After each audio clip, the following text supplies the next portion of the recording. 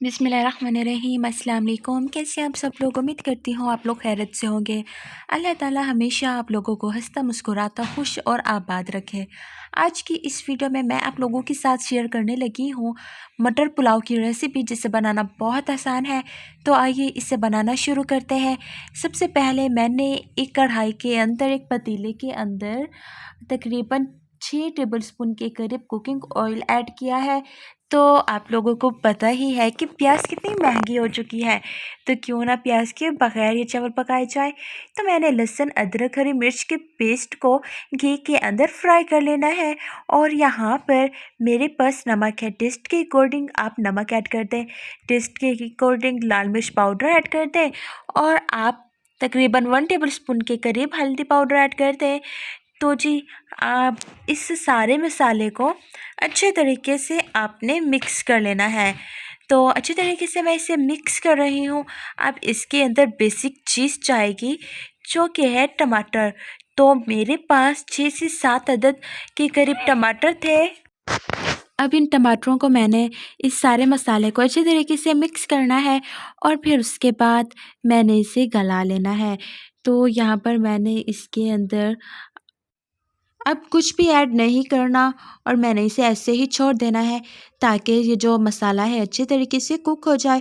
तो तकरीबन 5 मिनट बाद मसाला अच्छे तरीके से कुक हो चुका है। अब मैंने इसके अंदर मटर ऐड करूँगी, जिन मटरों को मैंने अच्छे तरीके से वॉश कर लिया था। बिल्कुल साफ़ सुथरे तरीके से देखा कर और वॉश किया कर। आप लोगों को पता ही होगा कि इसके अंदर कीड़े होते हैं। तो यहाँ पर आप लोग देख सकते हैं कि अच्छे तरीके से मटर तकरीबन गल चुके हैं। तो मैंने आलू, जिसे मैंने पहले से ही काट के रखा हुआ था, धो के रखा हुआ था, वो मैंने इसके अंदर ऐड कर दिया है। और अब चम्मच से इसे मिक्स करने लगी हूँ मैं। तो अब हम चलते हैं आगे की तरफ। तो आगे हमने क्या करना है कि यहाँ पर मैंने चम्मच से इसे मिक्स कर लिया और जो मसाला है वो बिल्कुल प्रॉपर तरीके से गल चुका है, आलू भी मटर भी। तो मैंने चावलों के हिसाब से इसके अंदर पानी ऐड कर दिया है। तो अब मैं इंतज़ार करूँगी कि पानी अच्छे तरीके से बॉयल हो जाए। और तकरीबन 3 मिनट बाद ये पानी बॉयल हो चुका था और चावलों को मैंने अच्छे तरीके से धो के रखा हुआ था। वो सारे चावल मैंने इसके अंदर ऐड कर देने हैं और चम्मच से इसे मिक्स करना है। इसी टाइम पर आपने नमक टेस्ट कर लेना है कि नमक ठीक है। अगर ठीक है तो ठीक है, अगर नहीं ठीक तो आप इसी टाइम पर ऐड कर सकते हैं। और यहाँ पर अगर आप इसके अंदर कुछ और मसाले ऐड करना चाहते हैं तो भी करें। मैंने बहुत कम बजट में, बहुत लो बजट में इंतहा के मज़ेदार, बेतहाशा मज़ेदार चावल की रेसिपी आप लोगों के साथ शेयर की है। अगर आप इसे एज़ इट इज़ ऐसे बनाते हैं तो यकीन जाने बहुत मज़े के बन के तैयार होगी।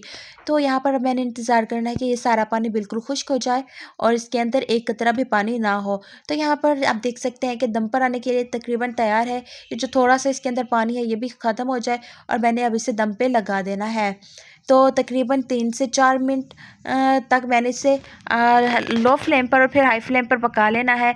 और उसके बाद 5 मिनट दम पे हमने लगाना है। ज़्यादा से ज़्यादा अगर आपके चावल कच्चे रह जाए तो आपने 7 मिनट से ज़्यादा नहीं।